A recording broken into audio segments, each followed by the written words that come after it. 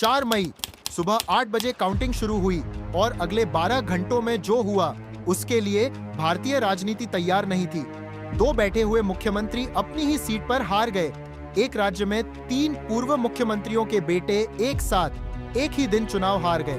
तरुण गोगोई के बेटे गौरव गोगोई, हितेश्वर सैकिया के बेटे देबब्रत सैकिया और भूमिधर बर्मन के बेटे दिगंत बर्मन हार गए। 1977 के बाद पहली बार देश में एक भी कम्युनिस्ट सरकार नहीं बची। एक ऑटो ड्राइवर एमएलए बन गया और उसने 3 दशकों से जीते आ रहे एक फॉर्मर फाइनेंस मिनिस्टर को तीसरे नंबर पर धकेल दिया। ये इलेक्शन रिजल्ट्स नहीं है, ये एक पूरी जनरेशन के पॉलिटिकल वर्चस्व का अंत है। स्वागत है MRI टाइम्स में। शुरू करते हैं पश्चिम बंगाल से, क्योंकि यहाँ सबसे बड़ा भूकंप आया। बीजेपी ने 206 सीटें जीती। ममता की टीएमसी सिमट गई 83 पर। 15 साल का राज एक दिन में खत्म। लेकिन रुकिए, असली कहानी सिर्फ नंबर्स में नहीं है। असली कहानी है उस एक पल में जो कैंपेन के दौरान हुआ। भवानीपुर में एक रैली के दौरान ममता बनर्जी स्टेज छोड़कर चली गई। वजह थी कि पास में बीजेपी की रैली हो रही थी और उनका माइक्रोफोन दब रहा था। जाते जाते उन्होंने वोटर्स से कहा, जोदी पारेन वोट्टा अमाय देबेन, यानी अगर हो सके तो मुझे वोट करना। सोचिए, एक वेटरन CM जो 3 बार जीत चुकी है अपनी ही सीट पर वोटर्स से गुजारिश कर रही है, अगर हो सके तो। वो एक वाक्य बहुत कुछ कह रहा था और मतगणना के दिन उसका जवाब मिला। काउंटिंग के दौरान ममता एक बार 19,000 वोटों से आगे थीं। टीएमसी सपोर्टर्स जश्न मनाने लगे, लेकिन शाम 6:30 बजे वो लीड सिकुड़कर 2,900 वोट रह गई। रात 9 बजे सुवेंदु 11,000 वोटों से आगे निकल गए।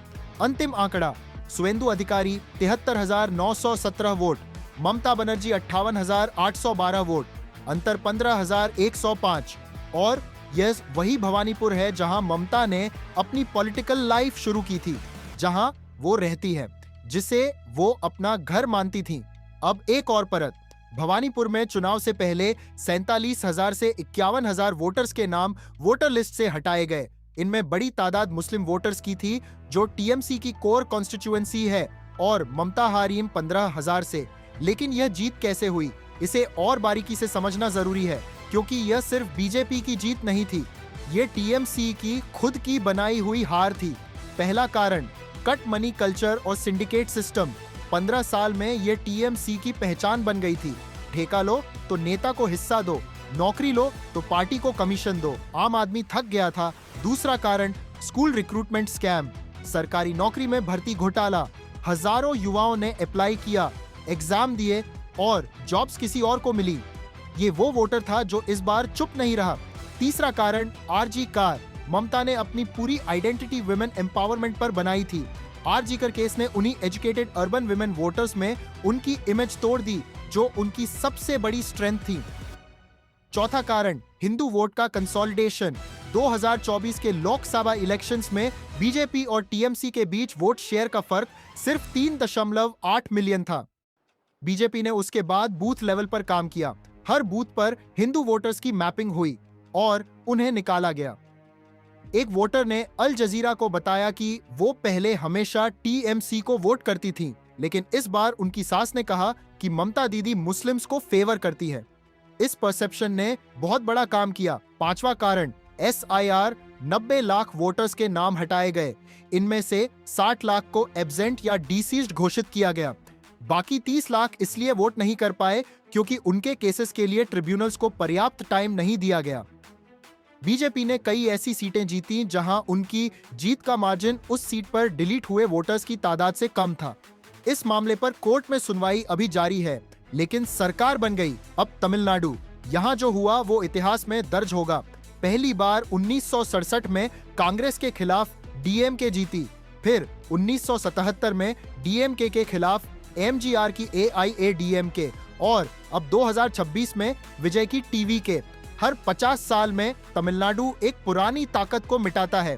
टीवीके ने 107 सीटें जीती, डीएमके 60 पर, AIADMK 47 पर, और स्टालिन 2021 में स्टालिन ने कोलथुर से 1,05,522 वोट पाए थे। जीत का मार्जिन था 70,384।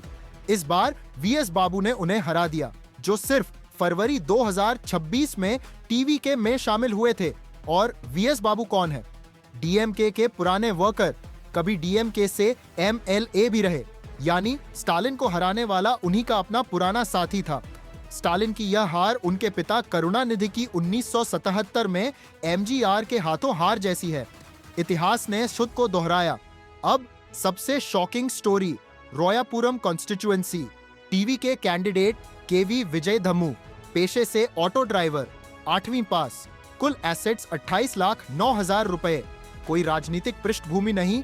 उनके सामने थे डी जयकुमार, एआईएडीएमके के फॉर्मर फाइनेंस मिनिस्टर, 5 बार के एमएलए, 1991 से रोयपुरम जीतते आ रहे थे, यानी 35 साल का डोमिनेंस। विजय धामू ने 55,000 वोटों से जीत दर्ज की। जयकुमार तीसरे नंबर पर आए। एक ऑटो ड्राइवर ने 35 साल के किले को तोड़ दिया और मदुराई सेंट्रल में टीवीके के मधार बदरुद्दीन ने डीएमके के पीटीआर पलानीवेल थियागाराजन को हराया, जो पार्टी के सबसे ब्राइट माइंड्स में गिने जाते थे।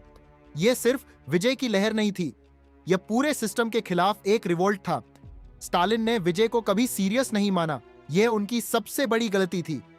टीवीके को सीधे इग्नोर किया और जब तक समझ आया बहुत देर हो चुकी थी।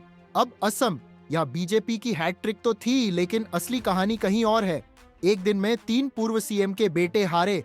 गौरव गोगोई जो तरुण गोगोई के बेटे हैं, देवाब्रत सैकिया जो हितेश्वर सैकिया के बेटे हैं, दिगंत बर्मन जो भूमिधर बर्मन के बेटे हैं। और देवाब्रत सैकिया का केस सबसे ड्रामेटिक है।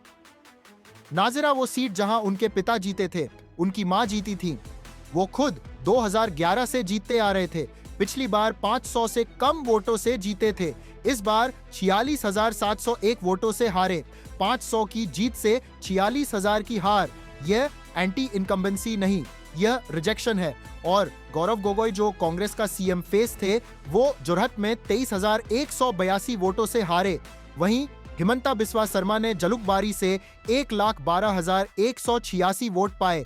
मार्जिन था 80,000 से ऊपर। एक तरफ वंश की हार, दूसरी तरफ व्यक्तित्व की जीत। और एक और दिलचस्प बात, कांग्रेस के 19 में से 18 जीतने वाले कैंडिडेट्स मुस्लिम थे, यानी कांग्रेस अब असम में इफेक्टिवली एक मुस्लिम डोमिनेटेड पार्टी बन गई है। यह उनके लिए और बड़ी समस्या है।